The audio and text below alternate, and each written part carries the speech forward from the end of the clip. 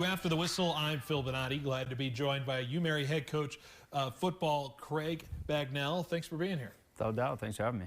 And you're here because it's a big time for you guys. You know, at the time of this airing, you'll have played your first joint practice against Northern State, I believe. Yep. But the spring season full swing.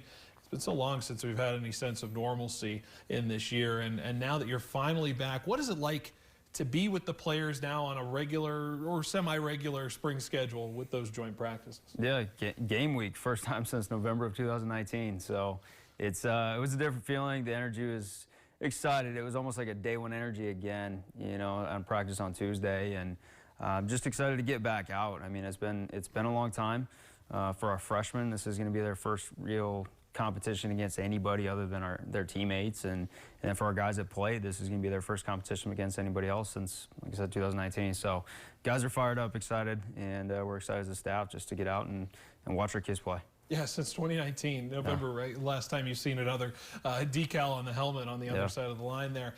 Those three joint practices scheduled throughout the spring, and how important is it to see the other teams, you know, other than just your teammates? How important is it to really kind of figure out what's going on there with other teams that you're facing? You always want to see where you're at and where you stack up and how things have been going. Our kids have been They've been working hard. You know, it's been an interesting year itself, but I'm proud of the way they've done things. And for now, it gives us a chance to go out. You know, there's no game planning, there's no scheming, you know, communicating with Coach Schmidt down in Northern. You know, the big thing is, like, he's telling me what they're going to line up informationally and how they're going to, you know, bring out their sets and what they're going to do defensively. Because we're not trying to win the game. We're trying to get our kids to get a chance to play against somebody else and see how they perform.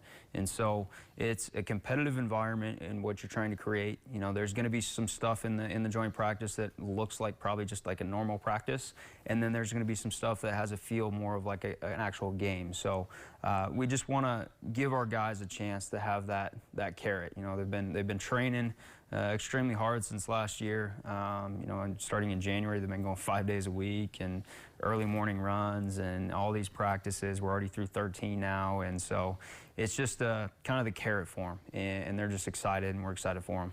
I know you have an interesting roster makeup. You know, the guys who are returning due to eligibility rules and whatnot, some new faces, you know, recruits coming in the fall. Yeah. Talk about the uniqueness of this roster and what you're bringing in to 2021.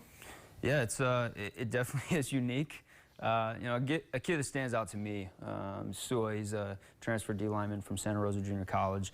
He's going to be one of the first people in his family to graduate with an undergraduate degree, and he's already in his master's program. So he started his master's degree in January. So the COVID waiver allowing guys an extra year of eligibility is a benefit for some of these guys. They get a chance to further education other than just an undergrad, you know, start a master's program. Luke Little, a kid from here in town, he's already in his master's program. So for them, it's great.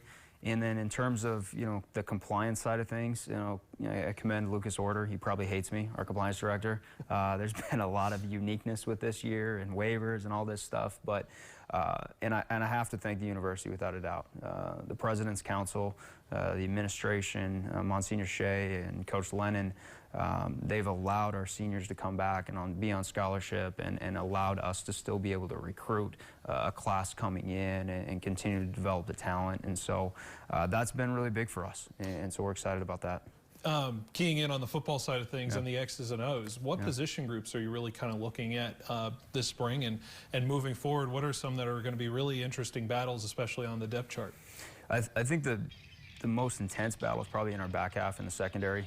We're 4 deep, and the top 2 groups have really shown that they can play.